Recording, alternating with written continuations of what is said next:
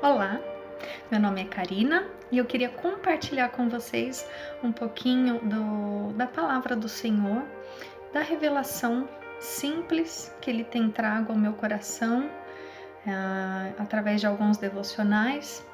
E não é nenhuma visão teológica, é somente uma visão simples daquilo que o Senhor tem dado ao meu coração e que eu quero compartilhar com vocês. A respeito, o tema que eu escolhi para esse devocional é a boa, perfeita e agradável vontade de Deus. Está no livro de Romanos, capítulo 12, versículo 2, que diz o seguinte: Não se amoldem ao padrão deste mundo, mas transformem-se pela renovação da sua mente, para que sejam capazes de experimentar e comprovar a boa, agradável e perfeita vontade de Deus. Parece ser algo tão simples, algo tão conhecido por nós, esse versículo. Repetimos ele diversas vezes, mas nem sempre nós sabemos, temos a intensidade do significado dessa vontade do Senhor. E o Senhor revelou para mim que essa vontade ela foi expressa já há muito tempo, logo no início, quando Ele criou o jardim. E Deus criou todas as coisas, e depois que Ele criava as coisas, Ele dizia que eram boas. Aquilo que Ele criou era bom. Mas quando Deus cria o homem, a sua imagem e a sua semelhança, a vontade dele foi expressa criando o homem. Ele olha e quando finaliza ele diz, Deus viu que era muito bom. Então eu e você, nós fomos feitos à imagem de Deus. E nós, diante dos olhos dele, a vontade dele é muito boa sobre as nossas vidas. Então, muitas vezes nós vemos na Bíblia diversas passagens que relatam a vontade de Deus.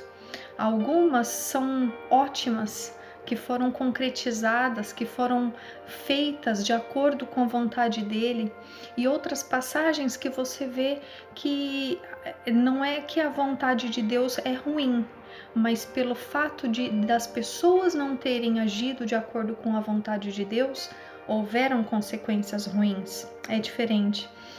E o Senhor me leva lá para o povo quando estava na Babilônia, e eu vejo que a vontade do Senhor, ela era boa, ela era agradável, ele queria que as pessoas fossem libertas. Porém, por conta do pecado, por conta da desobediência, as pessoas voltaram-se à idolatria, contra tudo aquilo que o Senhor já havia as ensinado, e aquele povo passa a permanecer cativo por tanto tempo mais. Por quê? A vontade de Deus era que eles fossem libertos, aquela era a boa vontade, porém eles desobedeceram, e isso traz uma consequência. Então é importante que eu e você saibamos que tudo que nós fizermos vai gerar uma consequência e que as nossas decisões elas estão totalmente ligadas ao resultado que vai ser. Se vai resultar na boa, perfeita e agradável vontade do Senhor para nós. Então nós temos que ter essa consciência. Aqui no começo do versículo diz: não se amoldem ao padrão deste mundo. O que é o amoldar? É como para nós mulheres que fazemos os bolos, tortas, né? Quando você vai fazer um bolo e você prepara aquela massa, antes de colocar no forno, você escolhe uma forma. Ou uma forma redonda, ou uma forma quadrada, retangular. Você escolhe a forma que aquele bolo vai ter, o formato. E quando o Senhor aqui através de Paulo diz, não se amoldem ao padrão deste mundo, o Senhor ele nos orienta a não entrar no formato que o mundo nos propõe. O mundo ele propõe para nós um formato de vida, de estilo de vida totalmente contrário ao que diz a palavra e as promessas de Deus para nós, para que tenhamos uma vida saudável. O mundo prega totalmente o contrário. Hoje, com essa pandemia que está tendo, o mundo prega o desespero, a ansiedade, a tristeza, a falta de fé, desesperança. É tudo isso que nós vemos. E se nós moldarmos a nossa mente diante do que os nossos olhos têm visto, no que o mundo tem colocado para nós, nós não vamos conseguir enxergar, não vamos ser capazes de viver a boa, perfeita e agradável vontade de Deus.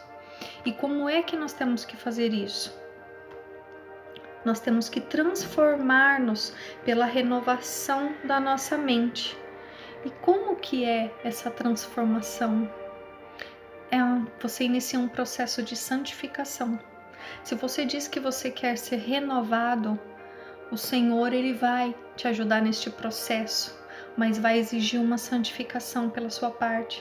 Se você disser que quer ser transformado, quer a sua mente transformada, renovada, o Senhor ele vai te ajudar neste processo através do Espírito Santo. É o Espírito Santo que age em nós. Nós podemos ver no livro de Filipenses, capítulo 2, versículo 13, diz: pois é Deus quem efetua em vocês tanto o querer quanto o realizar, de acordo com a boa vontade dele.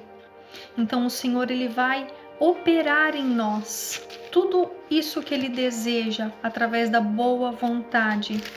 E em Coríntios, vou abrir aqui para vocês, 2 Coríntios, 2 Coríntios 3, versículo 18 diz: e todos nós que com a face descoberta, ou seja, agora você enxerga a Deus, você tem livre acesso a Deus, contemplamos a glória do Senhor, segundo a sua imagem, estamos sendo transformados com glória cada vez maior, a qual vem do Senhor, que é o Espírito. Ou seja, a Bíblia relata para nós que esse processo ele vai ser feito pelo Espírito Santo. E essa santificação, ela só tem uma visão, ela nos remete somente a uma coisa, a uma pessoa, que é a pessoa do Senhor Jesus. Toda a santificação está em Jesus, foi feita em Jesus, porque a partir do momento em que nós fomos redimidos, nós somos vistos de uma maneira boa diante de Deus. Quando nós somos santificados, o Senhor nos vê com olhos bondosos. Porém, esse não é mérito nenhum nosso, esse mérito é todo de Jesus. Porque antigamente, quando havia um pecado, para esse pecado ser perdoado, havia o sacrifício de sangue, havia derramamento de sangue de um animal.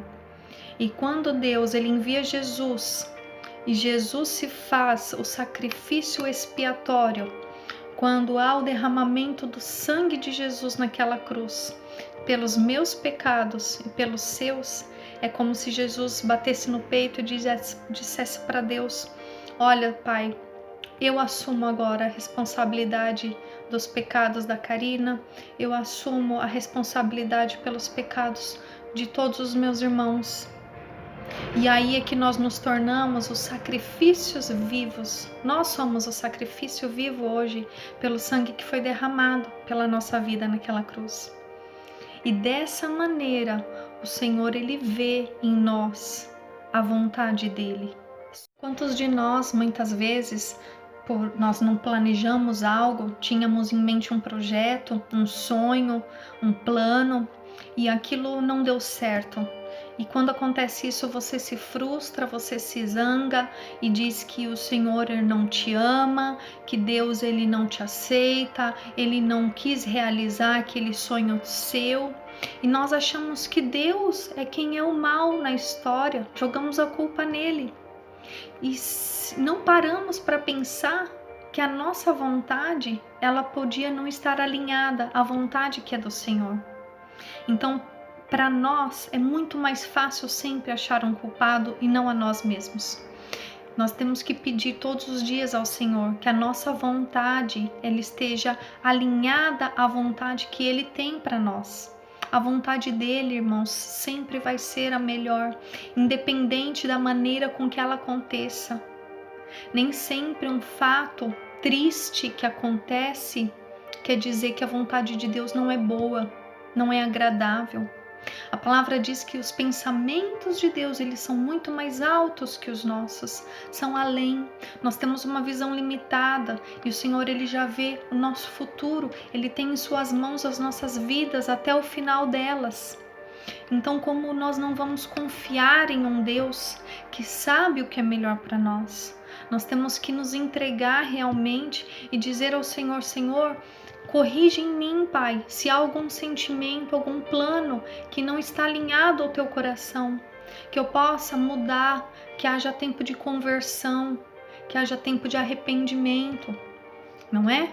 Para que nós possamos viver essa vontade do Senhor ainda aqui nesta terra, para que nós possamos enxergar tudo que Ele tem de melhor para nós. Então, se não aconteceu, se não gerou, se não chegou, se não mudou, se não libertou, se não aconteceu da maneira que você determinava, faça uma sondagem no seu coração e veja se realmente essa era a vontade do Senhor. Não culpe a Deus sem sondar o seu coração e ver se a vontade dele era essa. Pergunte sempre ao Senhor em primeiro lugar qual é a vontade dele para a sua vida, para que os seus caminhos vá bem. Que Deus te abençoe e até a próxima.